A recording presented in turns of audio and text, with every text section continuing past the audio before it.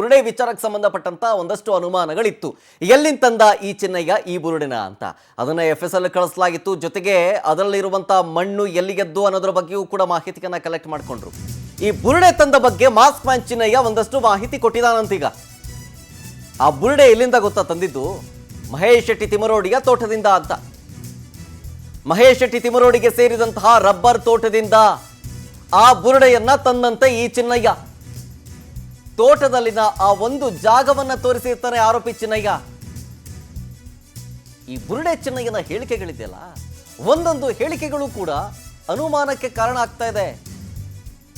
ಈ ಊರ ಜಾಗದಲ್ಲಿ, ನೀ ತೋರಿಸ್ತಾ ಇರೋ ಜಾಗದಲ್ಲಿ ಬುರುಡೆ ಸಿಕ್ತು ಅಂತಂದ್ರೆ ಈ ಜಾಗ ತೋರಿಸಿದ್ದಾಗ್ಲಿ ಅಥವಾ ತಂದು ಕೊಟ್ಟಿದ್ದಾಗ್ಲಿ, ತಗೊಂಡು ಹೋಗು ಅಂತ ಹೇಳಿದ್ದಾಗ್ಲಿ, ಹಾಗಾದ್ರೆ ಇವರೇನಾ ಈಗನ್ನುವಂತ ಪ್ರಶ್ನೆ, ಅನುಮಾನ.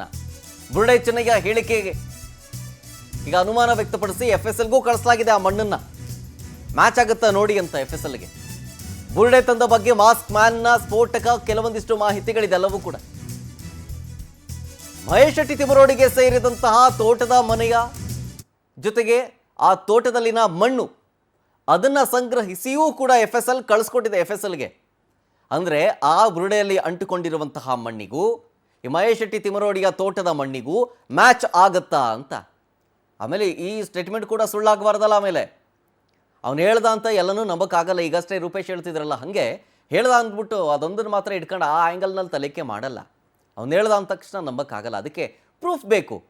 ಅದಕ್ಕೆ ಆ ಮಣ್ಣನ್ನು ಕಲೆಕ್ಟ್ ಮಾಡಿದ್ದಾರೆ. ನೀನು ತೋರಿಸ್ತಾ ಇದೆಯಾ, ಇಲ್ಲಿಂದ ತಗೊಬಂದೆ ನಾವು ಬುರುಡೆ ಅಂತ ಮತ್ತೆ ತೋರಿಸ್ತಾ ಇದೆಯಾ, ಸರಿ ಆಯಿತು ಅಂತ ಹೇಳ್ಬಿಟ್ಟು ಅದನ್ನು ಮಣ್ಣನ್ನು FSL ಕಳಿಸಿದ್ದಾರೆ. ಇಫ್ ಇನ್ ಕೇಸ್ ಮ್ಯಾಚ್ ಆಯಿತು ಅಂತಂದರೆ ಈತ ನಿಜ ಹೇಳ್ತಾ ಇದ್ದಾನೆ ಅಂತ ಒಂದು ಹಂತದಲ್ಲಿ ನಂಬಬಹುದು. ಸೊ ಹಾಗಾಗಿ ಕಾಯ್ತಾ ಇದ್ದಾರೆ. ಈಗ ಚಿನ್ನಯ್ಯ ಹೇಳಿಕೆಯನ್ನು ಆಧರಿಸಿ ತನಿಖೆ ಮಾಡ್ತಾ ಇದ್ದಾರೆ. ನೆಕ್ಸ್ಟ್ ಏನಾಗುತ್ತೆ ಕಾದು ನೋಡಬೇಕು. ಡೀಟೇಲ್ಸ್ ಇದ್ರ ಬಗ್ಗೆ ಇನ್ನಷ್ಟು ಕೊಡ್ತಾರೆ ನಮ್ಮ ಪ್ರತಿನಿಧಿ ರೂಪೇಶ್ ಬೈಂದೂರು ಲೈವ್ನಲ್ಲಿ.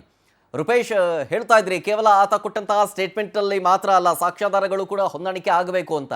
ಅದರ ಭಾಗವಾಗಿ ಫ್ರಮ್ ವೆರಿ ಫಸ್ಟ್ ಡೇ ಆ ಬುರುಡೆ ತಂದಿದ್ನಲ್ಲ, ಆ ಬುರುಡೆ ತಂದಿದ್ದ ವಿಚಾರಕ್ಕೆ ಸಂಬಂಧಪಟ್ಟಂತೆ ಈಗ ಮತ್ತೊಂದು ತೋರಿಸ್ತಾ ಇದ್ದೇನೆ, ಮಹೇಶ್ ಶೆಟ್ಟಿ ತಿಮರೋಡಿಗೆ ತೋಟದಿಂದಾನೇ ತಂದಿದ್ದು ಅಂತ. ಸೊ ಹಾಗಾಗಿ ಆ ವಿಚಾರಕ್ಕೆ ಸಂಬಂಧಪಟ್ಟಂತ SIT ತನಿಖೆ ಬಗ್ಗೆ ಹೇಳೋದಾದ್ರೆ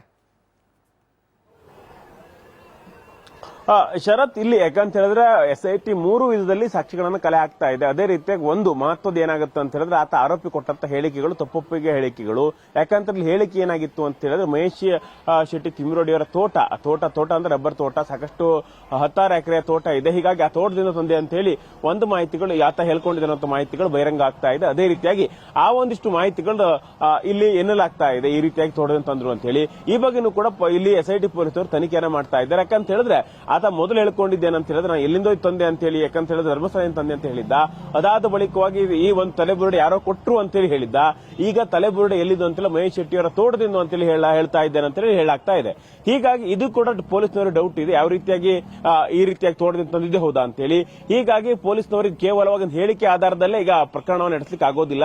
ಯಾಕಂತ ಹೇಳಿದ್ರೆ ಆರೋಪಿ ಬಂದ್ಕೊಂಡು ನಾನೇ ಕೊಲೆ ಮಾಡೋದಂತ ಹೇಳಿದ್ರು ಕೂಡ ಅದನ್ನ ನಂಬಲಿಕ್ಕೆ ಆಗೋದಿಲ್ಲ. ಅದೇ ರೀತಿಯಾಗಿ ಆತ ಹೇಳ್ಕೊಂಡ್ರು ಕೂಡ ಈ ಯಾರೋ ಅಪ್ರೂವಲ್ ಆಗುವಂತೇಳಿ ಹೇಳಿದ್ರು ಅಂತೇಳಿ ಆ ತರ ಪ್ರಕರಣಗಳಾಗಬಹುದು. ಹೀಗಾಗಿ ಸಾಕ್ಷಿಗಳನ್ನು ಕಲೆ ಹಾಕ್ತಾ ಇದ್ದಾರೆ. ಆ ಸಂದರ್ಭದಲ್ಲಿ ಆತ ಅಲ್ಲಿಂದನೇ ಬಂದಿದ್ದಂತೆ. ಯಾಕಂತ ಹೇಳಿದ್ರೆ ಆ ತೋಟದಿಂದ ತಂದಿದ್ದು ಅಂತ ಹೇಳಿದ್ರೆ CCTV DVR ನಲ್ಲಿ ಇರಬೇಕಲ್ಲ. ಮಹೇಶ್ ಶೆಟ್ಟಿ ತಿಮರೋಡಿಗೆ ಆ ತೋಟದಲ್ಲೂ ಕೂಡ CCTVಗಳಿದೆ.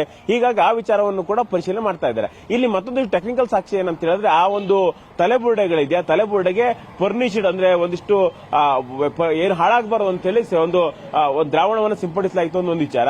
ಅದಾದ ಬಳಿಕ ಮಣ್ಣು ಕೂಡ ಇತ್ತು. ಹೀಗಾಗಿ ಆ ಮಣ್ಣು ತಿಮರೋಡಿಯ ತೋಟದ ಮಣ್ಣು ಕೂಡ ಟ್ಯಾಲಿ ಮಾಡಲಾಗ್ತಾ ಇದೆ. ಹೀಗಾಗಿ ತೋಟದೇ ಮಣ್ಣು ಹೌದಾ ಅಥವಾ ಬೇರೆ ತಂದಿದೆ, ಲ್ಯಾಬಿಂದ ತಂದಿದೆ ಅನ್ನೋ ವಿಚಾರ ಕೂಡ ತಲಾಶೆ ಮಾಡಲಾಗ್ತಾ ಇದೆ. ನಿಜಕ್ಕೂ ಕೂಡ ತಿಮರೋಡಿ ತೋಟದಿಂದ ತಂದಿದ್ದಾದ್ರೆ ಎಲ್ಲಿಂದ ಬಂತು ಶವ ಅನ್ನೋದು ಮುಖ್ಯ ಆಗುತ್ತೆ. ಧರ್ಮಸ್ಥಳ ಅಲ್ಲ, ಈ ತಿಮರೋಡಿಯ ಮನೆಯೂ ಕೂಡ ಯಾವ ರೀತಿ 100 ಶವ 10 ಶವ ಅಂತ ಹೇಳ್ತಾ ಇದ್ರಲ್ಲ, ಇದು ಕೂಡ ಲಿಂಕ್ ಆಗುತ್ತೆ ಅನ್ನೋದು ಸ್ಪಷ್ಟವಾಗಿ ಗೊತ್ತಾಗ್ತಾ ಇದೆ. ಹೀಗಾಗಿ ಈ ಬಗ್ಗೆನೂ ಕೂಡ ಪೊಲೀಸರು ತನಿಖೆ ಮಾಡ್ತಾ ಇದ್ದಾರೆ. ಶರತ್, ಓಕೆ, ಥ್ಯಾಂಕ್ ಯು ರೂಪೇಶ್ ಡೀಟೇಲ್ಸ್ಗಾಗಿ.